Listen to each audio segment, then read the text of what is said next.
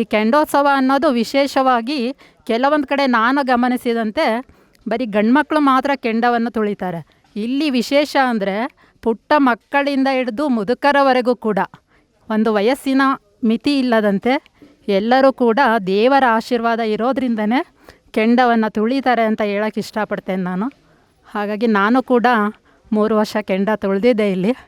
ದೇವರ ಆಶೀರ್ವಾದ ಸದಾ ಎಲ್ಲರ ಮೇಲೆ ಇರಲಿ, ಈ ಗ್ರಾಮದ ಮೇಲೆ ಇರಲಿ, ಸಮಸ್ತ ನಾಡಿಗೆ ಇರಲಿ ಅಂಥೇಳಿ ನಾನು ದೇವರಲ್ಲಿ ಆಶಿಸ್ತೇನೆ, ಬೇಡ್ಕೊಳ್ತೇನೆ. ಖಂಡಿತ ದೇವರ ಮಹಿಮೆ ಇದ್ದರೆ ಒಂದು ಕುವೆಂಪು ಅವರ ಒಂದು ರಚನೆ ಹೇಳ್ಬೋದು, ತೃಣಮಪಿ ನಚಲತಿ ಅಂಥೇಳಿ ಹೇಳ್ತಾರೆ. ತೇನ ವಿನ ತೃಣಮಪಿ ನಚಲತಿ ಅಂಥೇಳಿ ಹೇಳ್ತಾರೆ. ಅಂದರೆ ದೇವರ ಆಶೀರ್ವಾದ ಇಲ್ಲ ಅಂದರೆ ಒಂದು ಹುಲ್ಲು ಕಡ್ಡಿ ಕೂಡ ಅಲ್ಲಾಡಿಸ್ಲಿಕ್ಕೆ ಆಗೋದಿಲ್ಲ ಅಂಥೇಳಿ ಇದರ ಅರ್ಥ. ಇಂಥ ಅದ್ಭುತ ಸಂದೇಶ ನಮಗೆ ಈ ಮಲ್ಲೇಶ್ವರ ಮತ್ತು ವೀರಭದ್ರೇಶ್ವರ ದೇವರಿಂದ ನಮಗೆ ಸಿಗ್ತಾ ಇದೆ. ಖಂಡಿತ ದೇವರ ಆಶೀರ್ವಾದ ಎಲ್ಲರ ಮೇಲೆ ಸದಾ ಹೀಗೆ ಇರಲಿ ಅಂತ ನಾನು ಬೇಡ್ಕೊಳ್ತೇನೆ.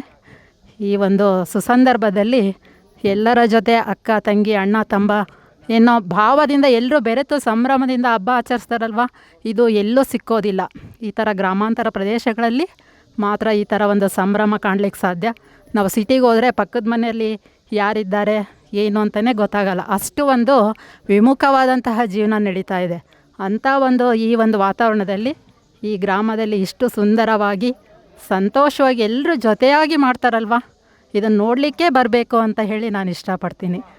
ಅದಕ್ಕೋಸ್ಕರ ಈ ಒಂದು ಸಂದರ್ಭದಲ್ಲಿ ನಾನು ಮಾತಾಡಲಿಕ್ಕೆ ಅವಕಾಶ ಸಿಕ್ಕಿದ್ದು ನಾನು ಧನ್ಯ ಅಂದ್ಕೊಳ್ತೀನಿ. ಧನ್ಯವಾದಗಳು ಎಲ್ರಿಗೂ ಕೂಡ.